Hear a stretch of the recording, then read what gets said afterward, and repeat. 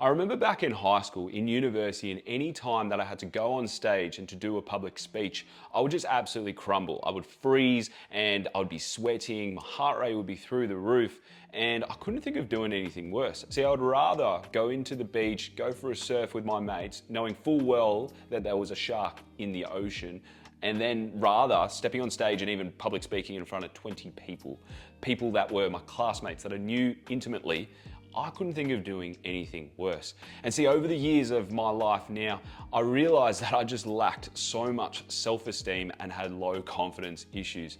And what I'm presenting today isn't on the fact that I'm a perfect public speaker, but it's in the sense that over the years, I realized that I accumulated all these skills around my health, which were able to improve my self-confidence. And now I've got the opportunity to go out there, help my clients and watch them go from point A, being a little bit low self-esteem, lacking a bit of purpose, to then leaving me and finding their purpose, finding some self-confidence and just being so happy with the body that they are in. I'm James Whitty, I'm a personal trainer, and for the last 10 years, I've been looking after my clients in regards to their health, their well-being, their strength, and from what I've realized over the years, the most important thing is confidence. And so today I want to share a quick story on who I was as a 6-year-old, as a 12-year-old, as a 20-year-old, to where I am now and how I help my clients attack these goals too. See, growing up, I always had the sport soccer to cling on, and it became an obsession, a passion. And the beauty about it was I was able to make so many good friends, network with people that I wouldn't have ever thought I could network with. And as much as it was beneficial, it also had its downsides, which was it was essentially a bit of a scapegoat. It was something that I could cling on to avoid any confrontation, anything that was going to put me outside my comfort zone. And when I turned 21, I just returned back from America playing a 2-year college soccer stint over there in the USA in New Jersey. And when I came back, I started forming so many little bad habits. And I hadn't seen my mates for 2 years. I was a young 20-year-old, and all I wanted to do was to reclaim that time of not hanging out with my friends, not going out. And I just started drinking more than I ever would. I started eating out a lot more to just cure those hangovers. And I stopped exercising as much as I did in America because I was essentially a college athlete. And from those bad little habits, I just thought, oh, I'm fit, I'm healthy, all is well. When I got back onto the soccer field, I ended up being a few kilos heavier, and I wasn't as quick, I wasn't as agile, and I wasn't that player that I once was in America. And it was a hot summer's day. It was 30 degrees and we were versing a really good team in pre-season. And as I got on the field, this opponent who I was playing was so much quicker, so much faster, and so much agile than I was. And as he came to take me on in terms of soccer, he went left, he went right, and he was way too agile for me.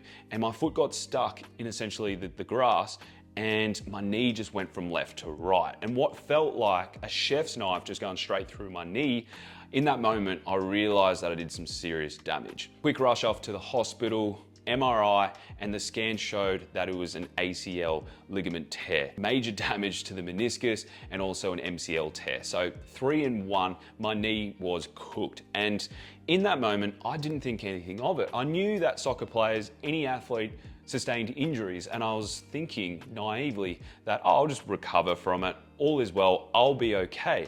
Within 12 months of following everything the physio had told me, I got back on the field, still being heavier, still trying to be like that semi-pro or college athlete soccer player, and I ended up doing the other knee. So within the space of 12 months, 2 ACL reconstructions, and with the specialist, the surgeon, telling me, James, you're better off finding another purpose, a passion, because soccer is not going to be the dream that you're hoping for.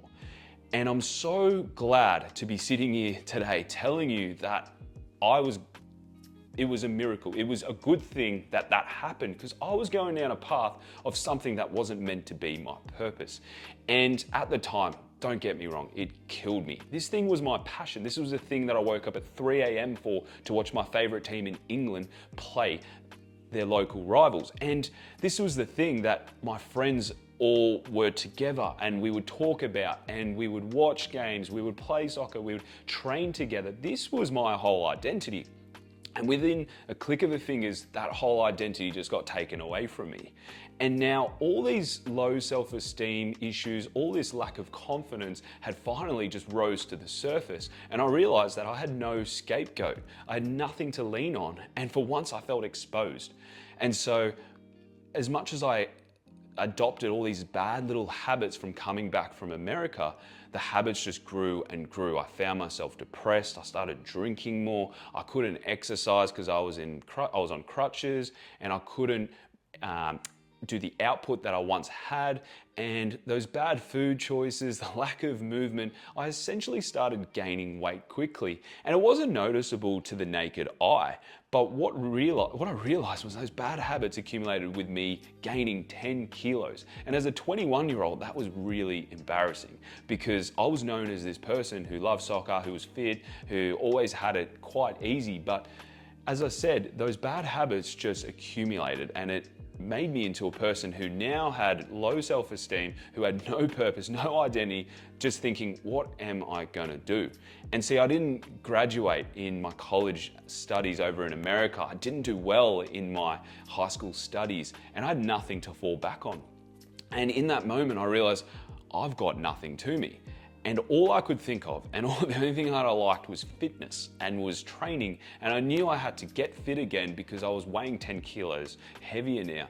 So I got back into the gym. I started eating better. I started doing things that were going to serve me well. And within a quick 12 to 18 month period, I got my body back. I got a little bit of confidence back, and I started finding a new purpose, which was actually in the gym.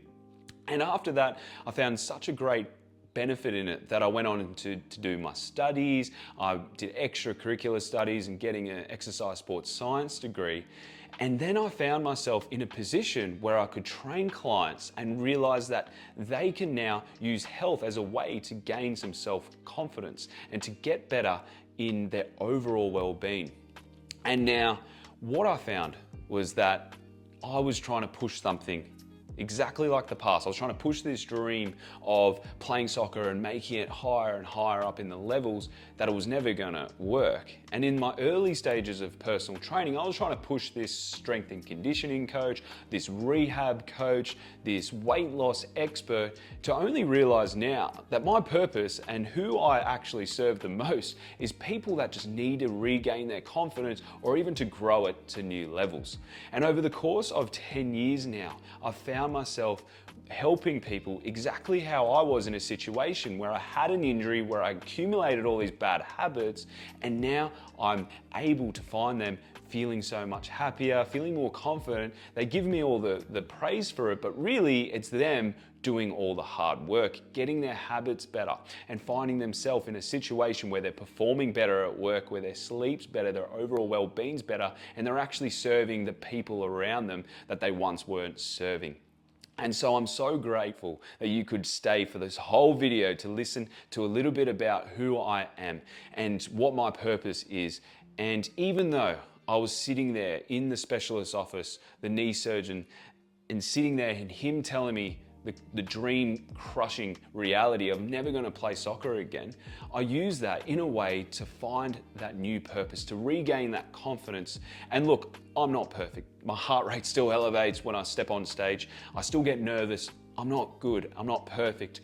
But what I can tell you is if you can work at your body, if you can work at your nutrition habits, and if you can put yourself out of your comfort zone, you will gain that confidence that you need to thrive, to be better, to do better, and to ultimately serve the people around you. So thank you so much for watching this video, and stay tuned for more and more testimonials as people change their lives, my clients change their lives, going from where they are to being super confident. And I'll follow for more, watch more videos, and subscribe so you can stay tuned for more.